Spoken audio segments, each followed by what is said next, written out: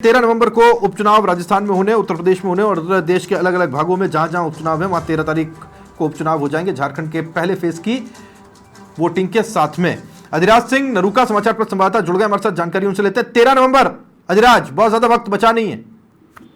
देखिए, सियासी जो उपचुनाव का सियासी रण है उसका बिल्कुल आज बच चुका है। 13 नवंबर को प्रदेश की 7 विधानसभा सीटों पर उपचुनाव होंगे और उपचुनाव के लिए दोनों ही पार्टियों ने पूरी तरीके से कमर कसी हुई थी। अपने अपने स्तर पर अपनी अपनी तैयारियां की, अपने अपने बड़े बड़े दावे उन्होंने किए और अब उन दावों का इम्तिहान होगा और कौन उन पर किसके दावे खरे उतरेंगे, कौन किसके दावे खुश होंगे, ये वक्त बताएगा। लेकिन तारीख मुकर्रर हो गई है उस रण की जिस दिन चुनाव मतदान होना है।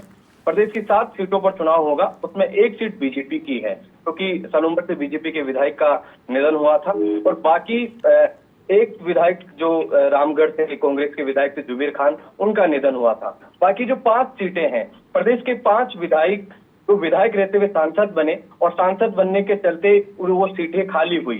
तो 5 विधायक सांसद बने जिनके चलते सीटें खाली हुई। उन 5 सीटों पर भी उपचुनाव होंगे और 2 विधायकों का निधन हुआ और उसके चलते भी उपचुनाव होंगे। तो प्रदेश की 7 विधानसभा सीटों पर उपचुनाव होने जा रहे हैं। उनमें से सबसे बड़ी जो चुनौती है वो कांग्रेस के सामने है क्योंकि कांग्रेस की 4 सीटें हैं और बीजेपी की 1 सीट है, एक आरएलपी की है और एक बीटीपी की है। बीटीपी किस तरीके से अपनी सीट को बचा पाती है उसकी अपने उनके सामने चुनौती रहेगी। एक नई पार्टी है और आरएलपी के सामने एक चुनौती है क्योंकि लगातार क्यूसर से उनका कब्जा रहा है, वो चुनाव जीतते रहे। एक बार उनका भाई भी हनुमान बेनीवाल का चुनाव वहां से जीता और उसके बाद में लगातार कह सकते हैं कि क्यूसर में हनुमान बेनीवाल का अपना एक रुख था, अपना एक दबदबा था।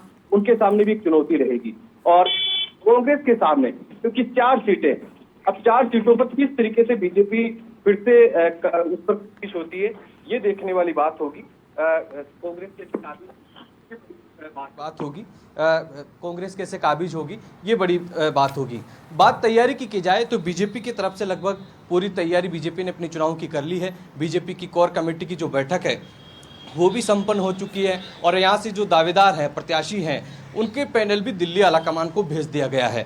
अब जल्द ही क्योंकि तारीखों का ऐलान हो गया है तो अब किसी भी वक्त प्रत्याशियों के नामों की घोषणा भी हो सकती है और चूंकि बीजेपी सत्ताधारी पार्टी है तो सरकार के लिए भले ही बीजेपी की सीट एक ही हो लेकिन चुनौती बीजेपी के लिए बड़ी इसलिए हो जाती है क्योंकि प्रदेश में बीजेपी की सरकार है और जो भी उपचुनाव का चुनाव परिणाम होता है उस परसेप्शन को सरकार के कामकाज से जोड़कर देखा जाता है। अगर सरकार के फेवर में रिजल्ट आता है तो ये कहा जाता है कि सरकार की जो योजनाएं हैं, सरकार का कामकाज है, उसके पक्ष में जनता ने मुहर लगाई है। तो ये बड़ी चुनौती सरकार के सामने रहती है क्योंकि बीजेपी की यहाँ पर सरकार है तो सत्ताधारी पार्टी के सामने चुनौती है कि वो ज़्यादा से ज़्यादा सीटें यहाँ पर जीत कर आए ताकि उनकी सरकार के कामकाज पर जनता मुहर लगा सके। और दूसरी तरफ सबसे बड़ी जो चुनौती रहेगी वो कांग्रेस के सामने है क्योंकि वो अपनी सीटें बचाए। आरएलपी के सामने भी एक चुनौती है कि वो अपनी सीट को बचाए जो परंपरागत उनकी सीट है। और दूसरी तरफ बीटीपी जो पिछले कुछ सालों में उभर कर आई और एक पूरे मेवाड़ पर कहीं ना कहीं अपना एक कब्जा जमाने की कोशिश है, तो उपचुनाव में उनके लिए भी एक बड़ी चुनौती रहेगी। राहुल, बिल्कुल। और जहां तक मैं राजनीति को समझता हूं, जहां आपने जो नाम गिनवाए उनके हिसाब से बीजेपी के पास बहुत कुछ खोने के लिए है नहीं। अगर इन चुनावों को हम यूं देखते हैं कि एक सलूम्बर की सीट है जो दुखद कारणों से खाली हुई अमृतलाल मीणा के निधन के बाद में, अदरवाइज बाकी सारी सीटों के ऊपर अधिराज बीजेपी का कोई कैंडिडेट जीता ही नहीं था। वो सारी कांग्रेस की, बीएपी की या फिर आरएलपी की सीट्स थी। तो यहां से भारतीय जनता पार्टी के लिए जीतने के लिए बहुत कुछ है। अगर कुछ लेकर के जाते हैं तो बहुत कुछ गेन कर सकते हैं। इधर सुन पा रहे हैं आप?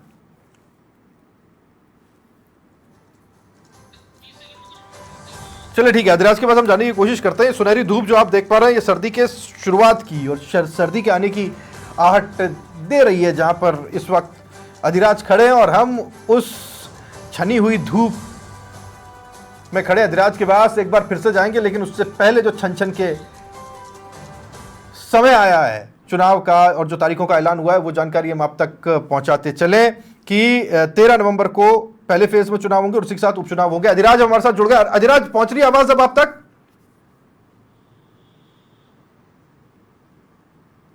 जी बिल्कुल। अधिराज, मैं अभी ये कह रहा था कि सलूम्बर की सीट अगर छोड़ दी जाए जो भारतीय जनता पार्टी के पास थी, अदरवाइज बाकी की सारी सीट्स आप जो देखेंगे उसमें बीजेपी उन सीटों को नहीं जीत पाई थी।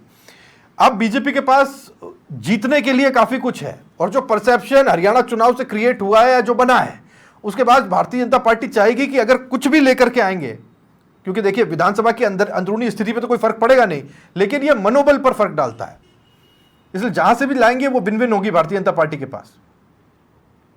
देखिए निश्चित तौर पर सरकार को एक मौका मिला है, बीजेपी को एक मौका मिला है कि उन सीटों पर बीजेपी फिर से काबिज हो। ये एक मौका मिला है लोकसभा चुनाव के बाद में, खासतौर पर जो मलाल रह गया था बीजेपी को खींवसर विधानसभा चुनाव के दौरान। खींवसर में बहुत करीबी मुकाबला था राहुल, रेवतराम डांगा करीब 2000 मतों से वहां पर चुनाव हारे थे और वो मलाल बीजेपी को रहा कि हम हनुमान बेनीवाल जैसे छत्रप को वहां पर खत्म कर सकते थे, वो सीट जीत सकते थे। तो ये एक मौका बीजेपी को मिला है। लेकिन अगर राजस्थान की सियासत को देखा जाए तो लोकसभा चुनाव के दौरान बीजेपी जिस आत्मविश्वास में थी और बीजेपी के तमाम नेता ये दावा कर रहे थे कि 25 की 25 सीटें हम राजस्थान में लोकसभा की जीतेंगे, लेकिन कांग्रेस को यहां पर अप्रत्याशित चुनाव परिणाम मिले।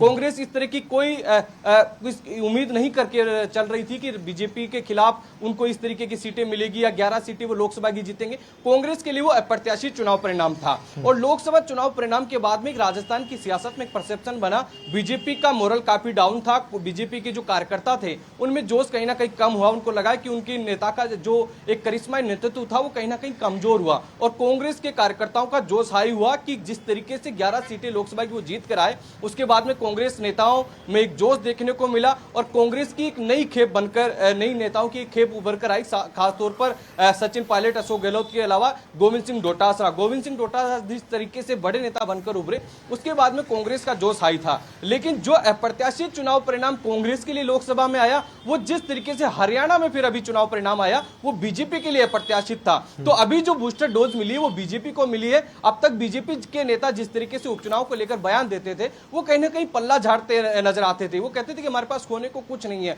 हमारी सिर्फ एक सीट है और चुनौती कांग्रेस के लिए है। लेकिन जैसे ही हरियाणा के चुनाव परिणाम आए, वो कहीं ना कहीं बूस्टर डोज का काम करा और कॉन्फिडेंस बीजेपी की तरफ आ गया। और चुनाव परिणाम जिस तरीके से हरियाणा में कांग्रेस को हार मिली, तो कांग्रेस के नेताओं के बयान भी बीते दिनों में देखने को या सुनने को नहीं मिले। तो कह सकते हैं कि एक बड़ा और कड़ा मुकाबला होगा। सत्ताधारी पार्टी को एक मौका मिला है कि वो जो मलाल रह गया था विधानसभा चुनाव में, उसको किस तरीके से पूरा किया जाए। हालांकि इन सीटों को समझने की कोशिश की जाए। झुंझुनू शेखावाटी की वो सीट है जिस पर ओला परिवार का दबदबा रहा था, उस सीट को आप किस तरीके से लेकर आओ। अब तक का अगर रिकॉर्ड देखें तो झुंझुनू में बीजेपी 2 ही बार चुनाव जीत पाई है राहुल। एक उपचुनाव हुआ था जब भैरव सिंह शेखावत थे, तब मूल सिंह शेखावत उस उपचुनाव में जीत कर आए और एक बार 2003 में सुमित्रा सिंह जीत कर आई। अब कहीं ना कहीं उस परिवार का दबदबा भी कम हुआ और समीकरण बदले हैं। प्रदेश में बीजेपी की सरकार है। अमूमन ये कहा जाता है कि जो भी चुनाव होते हैं सरकार के पक्ष में होते हैं, क्योंकि अधिकतर चुनाव सत्ता पक्ष के साथ चलते हैं। कड़ी से कड़ी जोड़ने की कोशिश की जाती है। जनता समझती है कि प्रदेश में इस पार्टी की सरकार है और इसके साथ चलेंगे तो काम होंगे। लेकिन इसके विपरीत राजस्थान में चुनाव परिणाम रहा। खासतौर पर उपचुनाव के ट्रैक रिकॉर्ड को देखें तो बीजेपी के लिए उपचुनाव कुछ खास साबित नहीं होते हैं। करीब 17 के आसपास उपचुनाव राजस्थान में बीते 10 सालों में, उसमें बीजेपी महज 3 चुनाव जीत पाई है। ऐसे में उपचुनाव का ट्रैक रिकॉर्ड बीजेपी के पक्ष में नहीं है। उस रिकॉर्ड को भी तोड़ने की बीजेपी यहां पर कोशिश करेगी। प्रदेश और केंद्र सरकार की जो योजनाएं हैं उनके बलबूते पर कोशिश करेगी कि उन सीटों पर कमल खिलाया जाए। जी बिल्कुल। एक और बात है जिससे जो चर्चा का विषय बनी हुई, खैर ये होना था, 1 साल पूरा नहीं हुआ सरकार को या फिर पिछले चुनाव को बीते, तीसरी मर्तबा है जब एक लंबा वक्फा आचार संहिता में बीतेगा। फिर से आचार संहिता, अधिराज।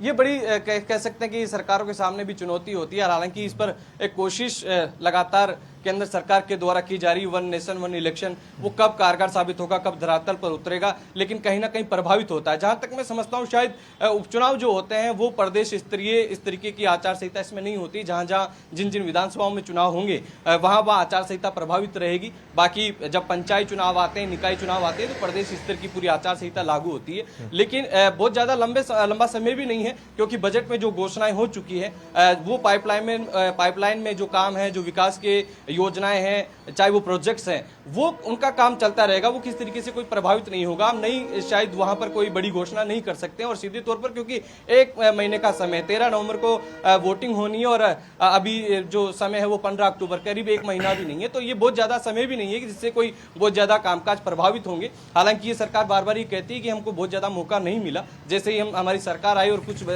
3 महीने बाद में ही आचार संहिता लागू होगी, फिर चुनाव रहा, बहुत ज्यादा मौका हमको नहीं मिला। लेकिन अब विकास की रफ्तार पे राजस्थान धीरे धीरे बढ़ेगा। लेकिन ये जो उपचुनाव का रण है वो राजस्थान की सियासत के लिए काफी महत्वपूर्ण रहने वाला। राहुल, इस चुनाव परिणाम के साइड इफेक्ट जो आएंगे वो बड़े स्तर पर देखने को राजनीति में मिलेंगे। ये बहुत बड़ी चुनौती है। अगर भाजपा के लिहाजे से हम बात करें तो मदन राठौड़ और जो प्रदेश के प्रभारी हैं, जो उनको बयानवीर भी कहा जाने लगा था, अपने बयानों से सुर्खियों में रहे, बहुत कम समय में इतनी ज्यादा कह सकते हैं कि उन्होंने प्रसिद्धि पाने की कोशिश की और चर्चाओं में आए, तो उनके लिए भी चुनौती। हालांकि उनकी मेहनत को हम नजरअंदाज नहीं कर सकते। जिस तरीके से उन्होंने 7 सीटों पर जाने का काम किया, वहां के कार्यकर्ताओं से फीडबैक लिया, संवाद किया, तो ये पहली सियासी परीक्षा संगठन के लिहाजे से मदन राठौड़ और प्रभारी जो राधा मोहन अग्रवाल है उनके लिए होंगी कि वो किस तरीके का यहाँ पर चुनाव परिणाम को तब्दील करते हैं। जिस तरीके के संगठन में उन्होंने जो लगातार दौरे किए, वहां पर मीटिंग्स की, उसको परिणाम में कितना तब्दील कर पाते हैं। क्योंकि लोकसभा चुनाव की जो खामियाजा बीजेपी ने भुगता, उसको पूरा करने का, उसको भरपाई करने का एक मौका बीजेपी को राजस्थान में मिला है। उसको किस तरीके से बीजेपी करती है, ये देखने वाली बात होगी। तो अभी कुछ दिनों पहले पूर्व मुख्यमंत्री अशोक गहलोत के बयान को हम सुन रहे थे और उनका कहना यह था कि एक मनोवैज्ञानिक असर कार्यकर्ताओं पर पड़ता ज़रूर है। जो हरियाणा के इलेक्शंस आए उसके बाद में वो अपनी बात रख रहे थे और राजस्थान के उपचुनाव के संदर्भ में कह रहे थे कि साहब एक मनोवैज्ञानिक इफेक्ट पड़ा है, कंधे झुक जाते हैं, कहीं ना कहीं मन में बात ज़रूर आती है कि जिस चुनाव को हम जीत सकते थे वहाँ हारे हैं, तो राजस्थान के उपचुनाव पे भी कहीं ना कहीं उसका एक मनोवैज्ञानिक फ़र्क कांग्रेस के कार्यकर्ताओं पर पड़ेगा। तो एक बॉडी लैंग्वेज भी है, एक साइकोलॉजिकल चीज़ भी है कि कांग्रेस के कार्यकर्ताओं में जान कैसे फूके। ये भी एक बहुत बड़ी चुनौती होगी डोटासरा के कंधों पर कि वो कैसे फिर इस चुनाव में माहौल बनाते हैं। हालांकि आपने बताया जैसे कि वो इसमें महारत रखते हैं माहौल बनाने में।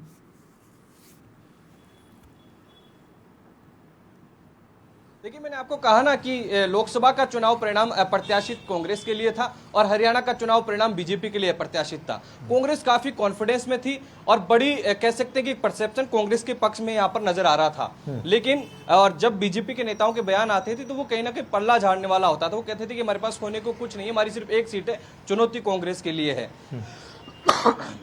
लेकिन जैसे ही हरियाणा का चुनाव परिणाम आया, बॉडी लैंग्वेज चेंज हो गई। कांग्रेस नेताओं के बहुत ज्यादा कोई बयान सामने नहीं आ रहे हैं और बीजेपी के नेता काफी जोश में नजर आ रहे हैं। संगठन की वही दुहाई जो बीते 10 सालों से दिए जा रहे हैं कि हमारे पास ऐसी रणनीति है, हमारे पास ऐसा चेहरा है, हम संगठन में 12 महीने 24 घंटे काम करने वाले लोग हैं, हमारा कार्यकर्ता बूथ पर रहता, हमारा पन्ना प्रमुख है, उसकी दुहाई देने लगे और 7 सीट जीतने का दावा कर रहे हैं। तो मनोवैज्ञानिक तौर पर कहीं ना कहीं कांग्रेस के कार्यकर्ताओं का, नेताओं का आत्मविश्वास कम हुआ। उसके पीछे बड़ा कारण है हरियाणा जैसा स्टेट। हरियाणा में जिस तरीके का माहौल बना बीते कुछ दिनों में, जो बीजेपी के खिलाफ मूवमेंट खड़े हुए वो हरियाणा से, एनसीआर से खड़े हुए, वो बड़े मूवमेंट थे जो बीजेपी के खिलाफ, जहां पर बीजेपी को बैकफुट आना पड़ा, केंद्रीय नेतृत्व को भी कहीं ना कहीं वहां पर पीछे हटना पड़ा। और उसी हरियाणा में बीजेपी ने कमाल कर दिया कि इतनी एंटी इनकम्बेंसी होने के बावजूद भी, इतनी सत्ता विरोधी लहर होने के बावजूद भी एक रिकॉर्ड बनाया और बीते 3 चुनाव में सबसे ज्यादा सीटें बीजेपी ने हासिल की। उसके बाद में कहीं ना कहीं कांग्रेस कार्यकर्ताओं का एक मनोबल है वो कमजोर हुआ है और बीजेपी में कहीं ना कहीं एक बूस्टर डोज का काम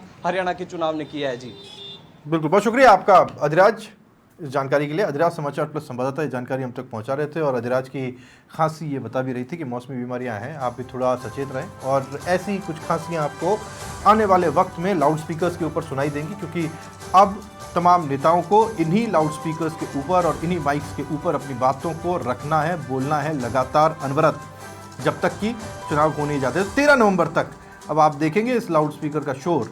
11 नवंबर की रात तक तो आपको बहुत ज़्यादा सुनाई देगा, जब उपचुनाव में इन 7 विधानसभा सीटों पर उपचुनाव होंगे और